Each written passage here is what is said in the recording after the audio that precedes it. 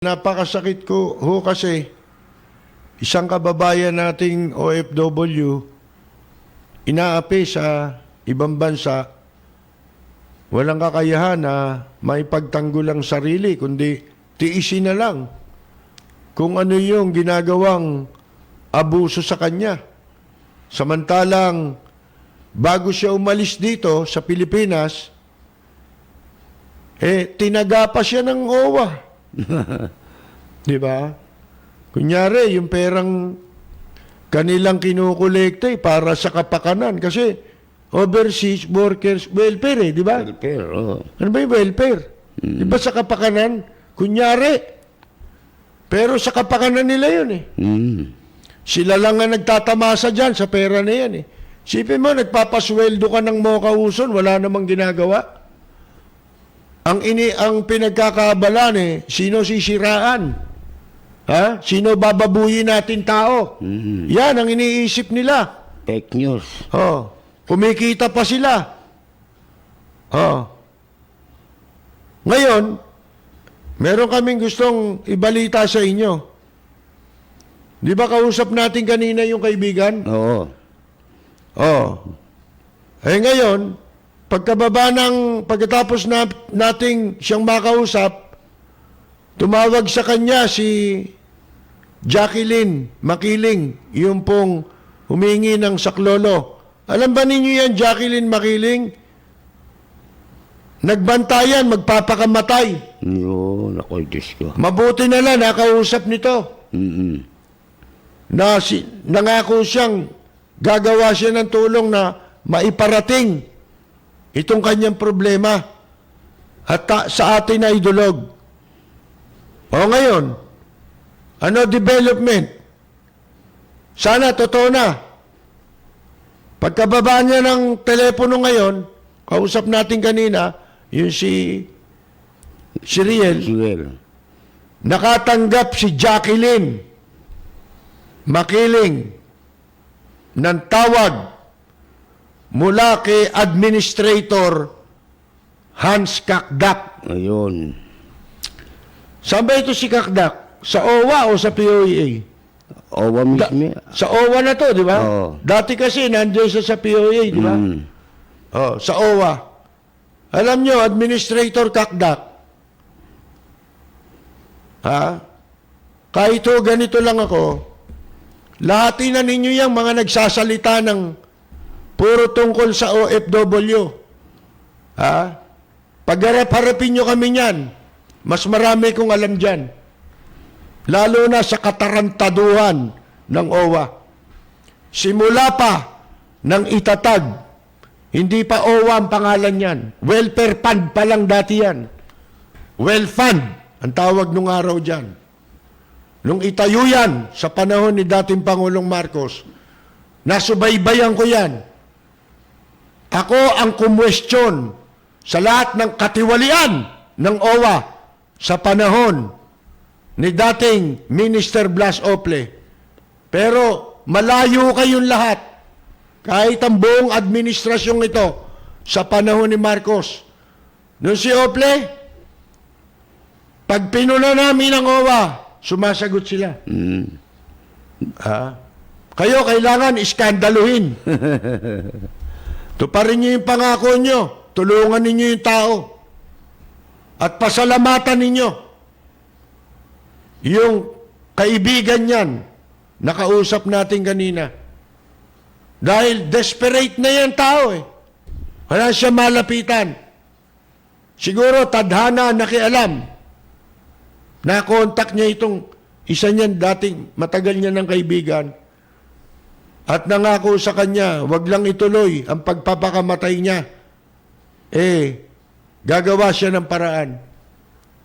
Hahanap siya ng pwedeng maging daan upang maipaalam ang kanyang hindi magandang kondisyon. Pang-aabuso, mahirap na sabihin eh.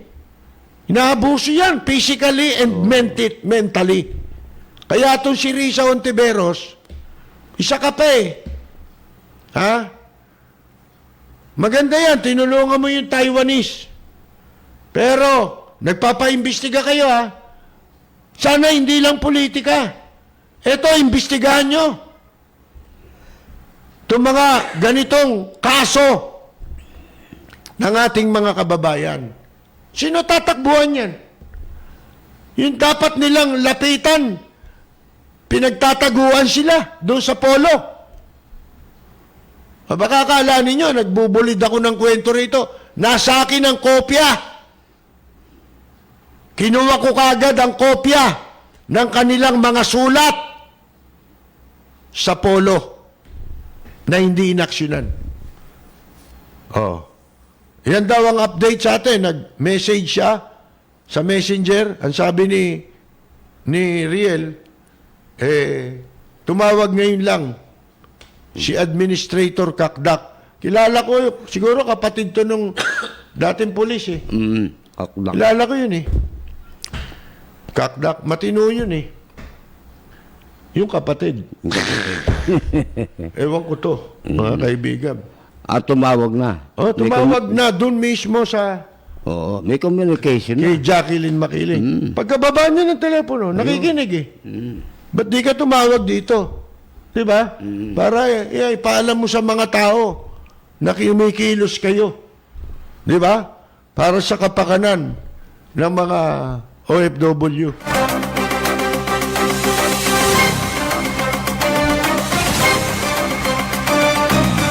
Magbasa-basa tayo, Peter, ha?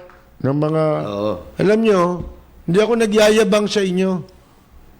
Ha? Sunog na sunog kayo sa abroad. Sa dami ng nakikinig dito sa ibang bansa, baka akala ninyo tinatanggap kong message. Araw-araw. Araw-araw nadadagdagan tayo ng tagapakinig sa ibang bansa. Kasi sila may mga bukas na isip doon eh, sa ibang bansa. Hindi katulad dito, ang tao partisan. Ha? Gusto nang nadapa na sila, gusto doon na lang daw sila. Parang sa ano nung araw, dito na ako nadapa, dito na ako babangon. Wala kinagisnan. Lulunin na lang. Mga kaibigan. Bueno, magbasa-basa tayo. Maaring hindi kayo umaksyon. Okay lang sa amin yun. Bakit? Kami ba nasa gobyerno? Sino niloloko ninyo? Di ba? Mga kaibigan. Kaya kami nandito para tumulong kami sa gobyerno eh. Yung tulong namin binabaliwala ninyo. Di baliwala rin kayo sa amin, di ba? Oo. Importante sa amin, maipabatid na lang sa publiko na wala kayong ginagawa. Di ba? Yun na lang. Maipahiya na lang kayo. Kasi trabaho niyo yan, umaksyon eh. Di ba? Tugunan ninyo ang mga reklamo. Pasalamat kayo, may ganitong programa. Di ba? Pasalamat kayo. Kailangan ninyo media eh. Hindi makakarating sa inyo. Tsaka dito, hindi naman kami kamukha ng ibang programa dyan eh. Tatawagan kayo para murahin kayo. Di ba? Kaya namin to nasasabi ngayon kasi malaki na hirap nun. At saka alam namin sinindikato lang ninyo sa sarili ninyo yung mga agency ng gobyerno Kung sino lang yung dumidila sa tumbong nyo, yun lang ang i-entertain ninyo. At pagka malaya ang isang mamamayag, hindi nyo entertainin yan. Kahit na reklamo pa yan ng mga OFW. Alam ko yan. Kahit walang magsabi sa akin, body language lang, alam ko na. Yung mga walang kredibilidad, yung walang naniniwala, sipin mo, sangkot sa mga extortion, pagnanakaw. Akalain mo, yun ang pinakikinggan dito. Mga kaibigan, hindi puro kayo gago. Bumati na lang tayo, tsaka magbasa tayo rito ng mga reaksyon. Unahin natin ang ating mga katropa, si Rosemary Victoria, na dati nating kasama sa live jamming, katropang Lapid Fire. Nanonood sa atin, si Oscar De Jesus, katropa natin sa Los Angeles, California. Si Jerry Grad, siyempre, sa California rin po yan. Oh, si Ledge Chulbo, isang musician. Nanonood sa ating pong live streaming at sa kanilang TV Plus. Si Willie De La Cruz, binabati natin. Si, anong pangalan? Arlene. Katropang Arlene Tanyedo Barrias at ang kanyang husband na Simon Barrias ng Amsterdam sa the Netherlands. Si katropang Jorge Beichong ng Tokyo, Japan. Si katropang Ella Samson Albiar. Si katropang Buenos Dias Joel Diaz ng Italy at ang kanyang pamilya. Nabati natin. Si Carolina Luge, nanonood pa ba yan? Sa Italy din yan si katropang Jun Di Valencia, isang singer, actor, mga kaibigan, Si idol ko, batiin natin. Idol mo rin to. Si Ricky Relosa. Yan. PBA icon yan, mga kaibigan. Nasa US of A, nanonood sa atin. Si Freddy Dato. Si Jod De Lemos. Si Rosalina Santos. Si Marlon Lansangan ng Rancho Cucamonga, California. Siyempre si Kaani Flormata Saludes, mga katropa natin. Kain Yang Mina. Si Rosita DC. Carol Torres Brihiño. Si anong tawag nito? Yung sister niya.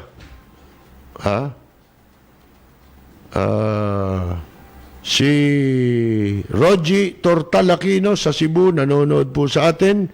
Si Obito Lial.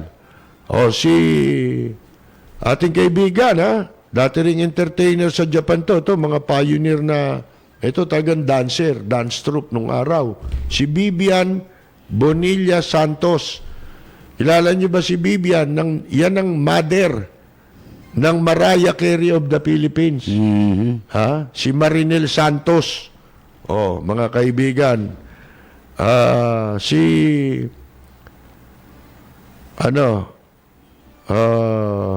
Heraldo Lantayona.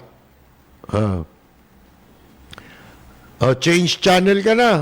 Wala naman kaming pinipili. Tatanggalin ka pa nga kita pakitanggal mo to Si Heraldo Lantayona.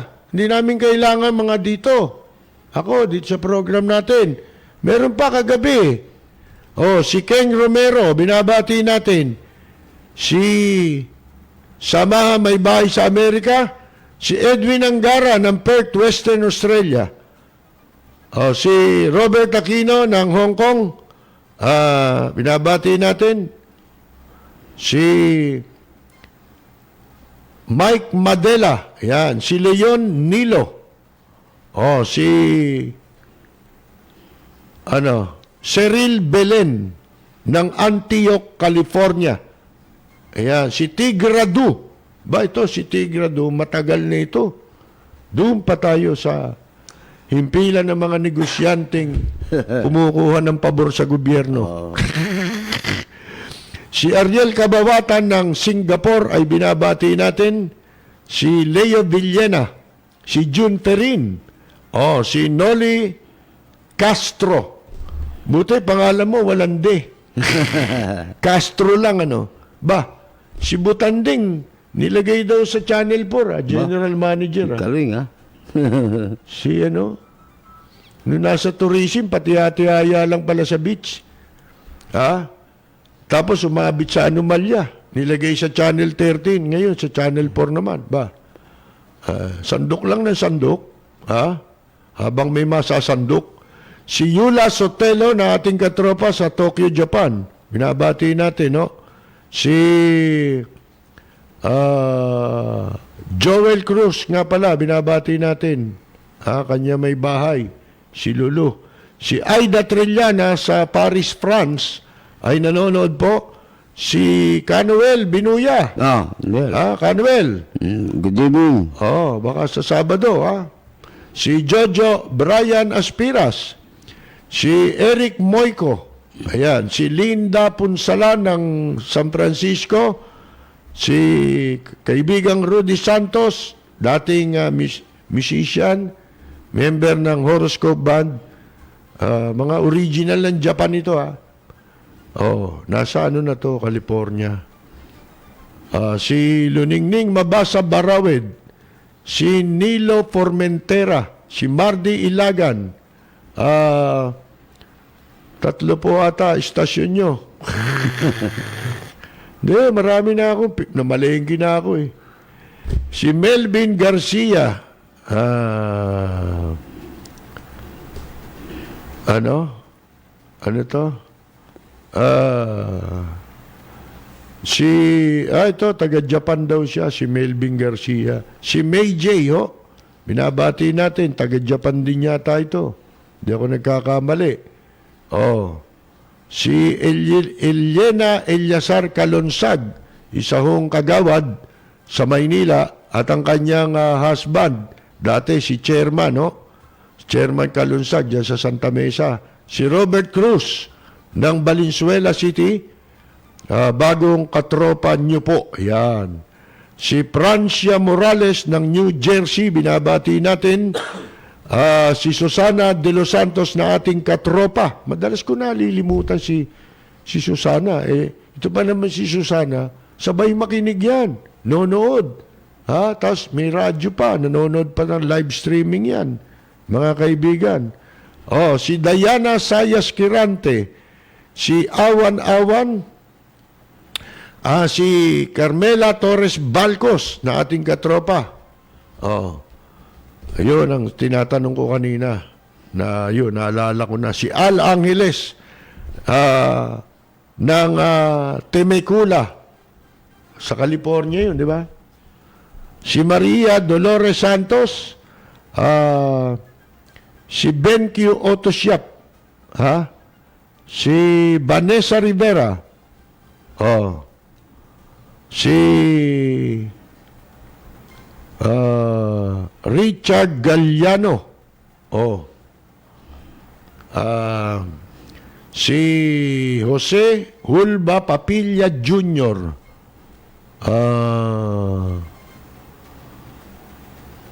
si kaano-ano ko raw si Ricardo Dalisay. Sino ba yun? Kahawig ko raw si Ricardo Dalisay. Sinong Ricardo Dalisay? Yung nagtitinda sa bakery. Yung tunay na Ricardo Dalisay. Hindi yung sa TV. Si Pel Briones. Ayan. Si Mimi Basalio. Nanonood sa atin from Garden Grove, California. Si Cherry Noblezada. Si Nixon Nang Torres. Yan. Nasa New York, nanonood sa atin. Kasama raw si Mary Jane Molina. Yan. Si Brenda Espeleta. Si Andy Tejones. Tanggalin mo na si Andy Tejones, Bully lang tong kupal na to, wala ito. Huwag na kayong makinig dito. Doon kayo sa wala kayong matututunan, yung kamukha nyo isip, di ba? Kasi ito mga ito gusto, isa lang isip eh. Dito kami, malaya kami rito, di ba? Ayaw namin mahaluan ng gago, ng kupal. Pakitanggal mo nga pangalan. Ito, paki-block mo na to, si Andy Tejones. Doon ka makinig sa ibang programa, maraming programa dyan. Si Orlando Serrano. Si Errol Chad Concepcion. Siya yung kasama ni Ella nung isang gabi, di ba? Na nag-drive. Yun, Si tuloy-tuloy ng Concepcion Ison Chulbo. Si Kamaita Basilio, katropa natin, nasa Spain. Si Rafael Posadas. Nasa UK ba o ano? Si Rafael Posadas. Wag mo akong tanungin. Pag sa ibang bakit anong pakialam ko sa kanila? Bahala sila sa buhay nila. bahala ako sa programa ko. Hindi ako nakikialam sa ganyan. Kuha na, Rafael Posadas, tanggalin ka na rin. Black na rin ito. Tatanong kayo sa ibang programa, di doon ka na lang makinig. Di ba? Oh, gusto mo pang pasikatin dito sa programa ko yan. Yung mga nakikinig dito, hindi nakikinig dyan eh. Ikaw lang yun eh. Gusto mong isingit eh. Si Paul Guevara. Oh. Si Gabriel Ramos. Si Aurora Lim ng New Jersey. Si Pepe Madlang Bayan ng Columbia, Missouri. Oh, si Leonila Baculanlan. Si anong tawag nito? Maris Bautista Sanchez, isang mahusay na singer. Maganda pa, sexy pa yan, di ba? Ang ating kaibigan, ang senyor, na banda rin, veteran musician sa Japan, bandang Halimaw. Oh, pero matagal na po nakabase sa Amerika. Retarded na, retired na. Ray Bonifacio, yan. Ng Katamanan sa Tondo.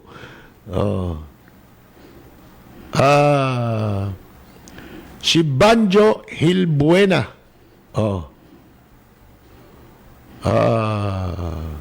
Si Danilo Santos, watching from San Bernardino County, California. Si Tony Edrosa, watching from Hamilton Grove, New Jersey. Katropa nating Gina ng Maynila ay nanonood.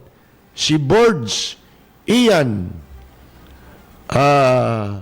Si Mirna Guillermo ng Chicago at si Roxanne Rankin ng Florida ay binabati po natin. Si Tahiti Papete Bora Bora, Alex Umali ng Italy. Yan. Si Edgardo Lim ng New York. Si Maria Luisa Zaragoza Kamurungan ng Maria Clara Santa Cruz, Manila. Si Luz Bimin Romana. Si Roldan Flores ng South Korea. Di ba? Maganda. Yung salamin ni Peter eh. Hindi halatang natutulog siya. Mga kaibigan. Si Paulman Punsal nasa Dubai, binabati natin. Emmanuel Celso ng Rancho Cucamonga, California. Diyan sa Rancho Cucamonga, dumadami listener natin dyan. Ano? Saan yan, saan? Sa California. California. Vicente Prasdilla. Si Larry Met Pascual from Dublin, Ireland. Kasama niyang nanonood si Andre T. Mendoza. Simon Miranda from Riyadh, Kingdom of Saudi Arabia. Si Ria Duque Paulite. Si DC Encarnacion. Si Joselito Camacho ng Pleasanton, California. Si June C. Gases. Si Henry Martinez from Jeddah, Kingdom of Saudi Arabia. Si Freddy Dato, nabanggit na natin. Si Edwin Javier. Si Jean Lucena Jr., isang mahusay na folk singer, musician. Si Andres Bonifacio, nating katropa, taga Michigan, Si Matt Bautista. Si Freddy Mariano. Si Nestor Estrella, veteran musician based sa Taiwan.